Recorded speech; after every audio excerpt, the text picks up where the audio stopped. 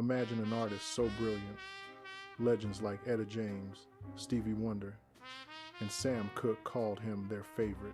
They said he could have been bigger than Frank Sinatra, Sam Cooke, and Nat King Cole combined. He was the first member of the infamous 27 Club. This is Jesse Belvin, the Mr. Easy R&B genius. But his dazzling career in life ended tragically at just 27, alongside his young wife in a horrific car crash. Many believe it wasn't an accident. Was Jesse Belvin murdered? Let's uncover the astonishing and heartbreaking story of a pioneer whose voice was silenced too soon. Jesse Belvin was a natural-born musical genius. His mother once sent him to the store for milk, and when he returned minutes later, he had written 4 songs on the milk bag. That's how he earned the nickname Mr. Easy. He was a gifted pianist, prolific songwriter, and a singer with a golden voice. His most famous song, Earth Angel. He wrote it while in the army. But here's the kicker. His friends stole it from his house while Jesse was away, and the Penguins recorded it. Jesse's mother used to let his friends play their piano, the only one in the neighborhood, and Jesse's songbook was right there. Jesse had to come home early from the military to fight a court battle for his royalties once he heard Earth Angel on the radio. The beef over that song got so deep. Rumors spread. There was a street war over it, but Jesse eventually got his credit. Earth Angel became one of the first R&B singles to cross over onto the pop charts, selling over 1 million copies. They say it was the first song to truly bring white and black people together during that segregated time, especially teenagers. In the 1,950 seconds, black artists knew little about the music business. Jesse would write songs fast and sell them for a mere $100 to help his family. He'd write for friends, get them deals, and get caught in multiple contracts, often using different names, because he just loved making music and needed the money. But then came Joanne. Joanne Belvin, his wife, would play a monumental role. She was the only one Jesse could truly trust. She studied all his contracts, learning how to negotiate, becoming his songwriting partner and later his manager. A black woman manager in the 50 seconds?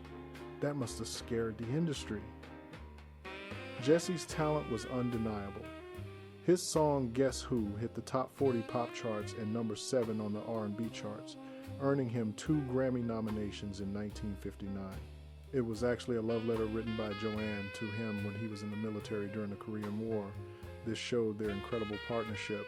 When it was time for Jesse to sign with RCA Victor Records, Joanne made sure his deal was groundbreaking. She negotiated a contract like Elvis Presley's, including movie deals.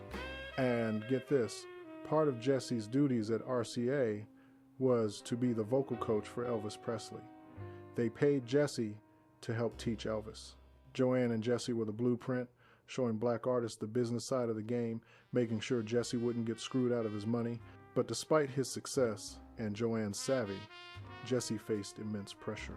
RCA wanted to market him as the Black Elvis Presley, a smooth ballad singer on the same level as Nat King Cole, to appeal to white audiences.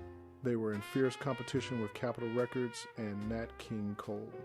But while trying to make his record label happy, Jesse felt he was losing his loyal black fan base. So he decided to join the R&B Caravan Tour, an all-black roster, and the first rock and roll show of 1,960. He had a show lined up at the 2,600-seat Robinson Auditorium in Little Rock, Arkansas, alongside Sam Cooke, Jackie Wilson, and other stars. This wasn't a typical Chitlin circuit tour. This was planned as the first integrated show ever in the state of Arkansas, bringing white and black teenagers together for the first time. Little Rock, Arkansas, was a powder keg of racism. Just a few years earlier, the Little Rock 9 incident had happened, where 9 black students faced physical and verbal abuse trying to integrate Central High School, requiring the National Guard to protect them. One black student even had acid thrown in her eyes. The hatred was palpable.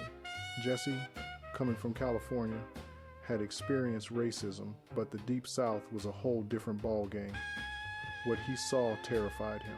He called his mother multiple times, telling her about the hatred he and the other R&B stars were experiencing. His mother, who usually heard from him every couple of weeks, became deeply worried after receiving 3 nervous calls. Jesse Belvin's popularity was just as big as Sam Cooke's and Jackie Wilson's, and he had already received death threats that week. This show was a dangerous gamble. At the Little Rock concert, white supremacists packed the crowd, shouting racial slurs at Jesse, Jackie Wilson, and the other black artists. They urged white teenagers to leave, furious at the sight of white and black people mingling in one room. They started throwing glass bottles from the mezzanine and fighting with black audience members. It got so bad the show had to be stopped twice. Jackie Wilson even refused to perform, getting into a heated argument with the promoter and police. After the show, things escalated.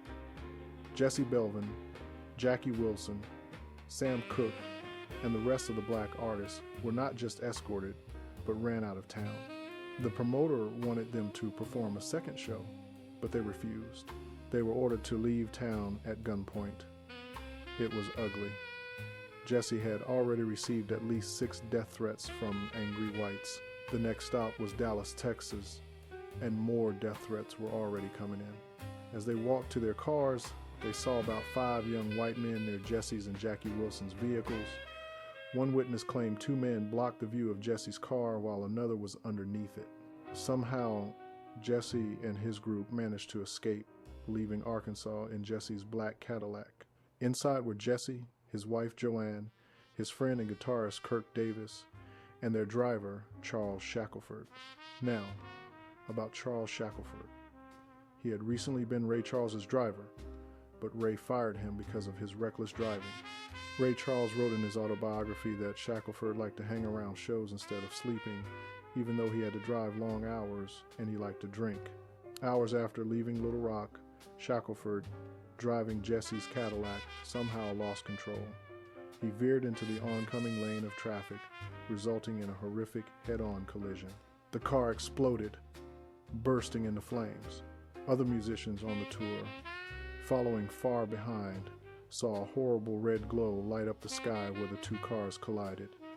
Jesse Belvin and the driver, Charles, were killed instantly. His wife, Joanne, was also in the car. She was rushed to the hospital with severe injuries and put into a coma. A week later, she died from her injuries. But here's the crazy part. According to Etta James's book, Rage to Survive, the hospital refused to treat Joanne until they got money. She remained untreated until someone contacted Jackie Wilson, who drove all the way from Dallas, Texas, back to Arkansas with cash for the doctors. But it was too late. Joanne died, having been left untreated with a crushed pelvis, chest, and broken arm. Etta James also said Jackie Wilson told her the crash was Shackelford's fault. He fell asleep at the wheel. Everyone else in the car was asleep. Jesse, right before the crash, grabbed Joanne's head and shoved it beneath the car radio, which likely saved her life for that moment. But Jesse went through the windshield and was nearly decapitated. Jesse's guitarist, Kirk Davis, sleeping in the back seat, was injured but survived. He was the only one to make it, but he has never given an interview about what really happened that night. He was also badly hurt and in a coma, so he might not remember. The couple in the other car, a husband and wife from Milwaukee, also died, making a total of 5 lives lost that day. When police arrived at the scene, one of the first state troopers stated that both rear tires on Jesse Belvin's black Cadillac had been obviously tampered with. He said they looked like they had been slashed, but after making that statement, he gave no more details. This made people immediately suspect foul play. There was no evidence from the crash scene, no notes, no photos, no report was ever filed. Given the police's attitude towards black people in the 1,950 seconds and 60 seconds, when news of Jesse's death reached the black community, they automatically assumed foul play, especially because it happened in the Deep South. Jackie Wilson, deeply upset by Jesse's death, wanted his lawyer to investigate. He himself had car trouble right after the Little Rock show, making him wonder if someone had tampered with his tires too. When he got to Dallas and Jesse hadn't arrived, He called Jesse's mother, who hadn't heard from them, remembering the white men around their cars, one even underneath. Before they left Little Rock, suspicion grew. A head-on collision could cause a car to explode, and Shackelford did have a history of drinking and nodding off, but the tampered tires and the lack of investigation were undeniable. Jesse Belvin and Joanne were buried side by side in Los Angeles. After Jesse's death, Sam Cooke, who had learned much about the business from Jesse and Joanne, signed with the same label, RCA Victor. In the Netflix documentary, The Two Killings of Sam Cooke, it shows Sam was so upset by Jesse's death that he boycotted a segregated show in Memphis, risking his life. Jesse and Joanne left behind 2 sons. Jesse Belvin Jr. is working on a book about his father's life, hoping to uncover the truth about his parents' deaths. He believes Earth Angel might have been the reason they lost their lives. Joanne, with her foresight, had put her children's names on the publishing rights, ensuring they would live off the royalties. Jesse Belvin was also the first member of the infamous 27 Club, a chilling fact that adds another layer of mystery to his early demise. Jesse Belvin, a pioneer, a true genius, died at just 27, and his brilliant wife Joanne at 25. What if he hadn't played that show in Little Rock? What if his tires hadn't been tampered with? His music still touches souls, but his story remains shrouded in unanswered questions. Was it a tragic accident, or was it murder driven by the hatred of a segregated era? We may never know the full truth, but we can ensure Jesse Belvin, the Mr. Easy who changed music and inspired legends, is never forgotten. Listen to his music. Share his story. Let's hope his son's book finally brings closure to this enduring mystery.